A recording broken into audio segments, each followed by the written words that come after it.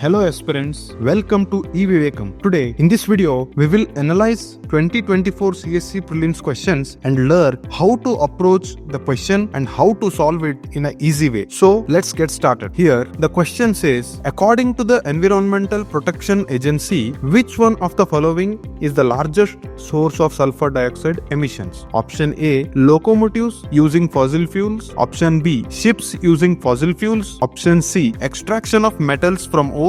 Option D, power plants using fossil fuels. In order to answer this question, you must know the major sources of air pollutants, key air pollutants, and the percentage emission from the sources. Major sources like mobile sources, that is cars, buses, trucks, trains, and stationary sources such as power plants, oil refineries, industrial facilities, factories, agricultural areas, cities, wood burning, wildfires, volcanoes, etc. You should list all these sources and list all the pollutants, and then you should list all the percentage of emissions by these sources. So you should know all of this. UPSC can ask taking another pollutant from another source in the next year. It can ask anything. So you should be aware of all these things. And coming to the second point, you should be aware of sector-wise pollutions. After doing this, then you have to take all the sectors and list all the sectors,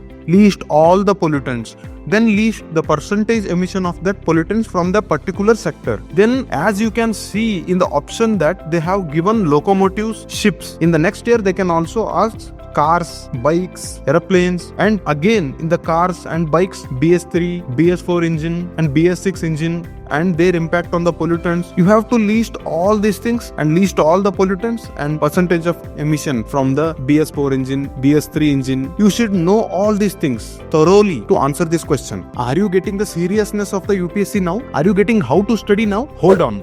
Now, just think, can you retain all of this information? Can you retain all of the pollutants and their percentage emissions, all of the sectors from all of the sources? Is it possible for a human mind? And even though if you retain, is it possible to recall that information in the examination hall under that pressure? The answer is big no. But unfortunately, these are the things you did throughout your preparation and many of the aspirants are doing right now, which is not at all relevant for the UPSC. I am sorry to say this, but this is the reality. Now you may ask me how to solve this question. Yes, you can solve this question in a very simple manner. If you just have the basic knowledge with common sense and presence of mind in the examination hall, you can easily solve it. Now look at the option in a simple way. Option A says locomotives using fossil fuels. Since locomotives are very limited in number, it can't be the option. Option B says ships using fossil fuels.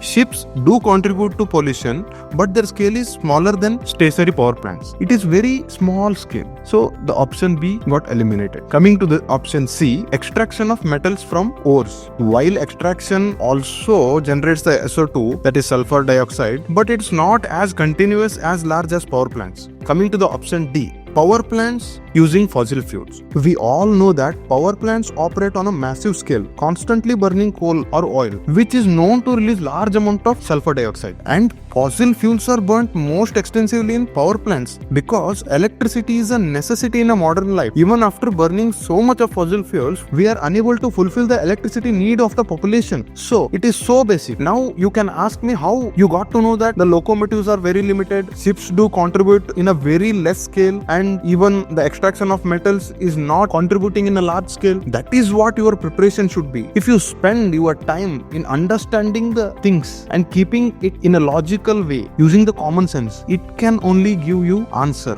without mugging up the facts. I am not telling that facts are not necessary, but they are necessary. The major facts which have high importance to the nation, those facts only you should be aware. Now you can ask me which facts are more important, which facts are not important. That is where we can help you through our courses at e-Vivekaam. And to make you ready how UPSC wants you. See, UPSC rewards logical thinking. UPSC tests whether you can think critically and use general awareness to eliminate options. UPSC tests understanding of a broader concepts rather than technical knowledge. No one knows everything. It's about using what you know and applying it wisely. UPSC does not expect you to be an environmental scientist. It expects you to have a reasonable understanding of key issues and the the ability to prioritize major facts. That is what we are going to focus in our course. Please understand this soon and make your preparation better. Hope you got my point. Thank you.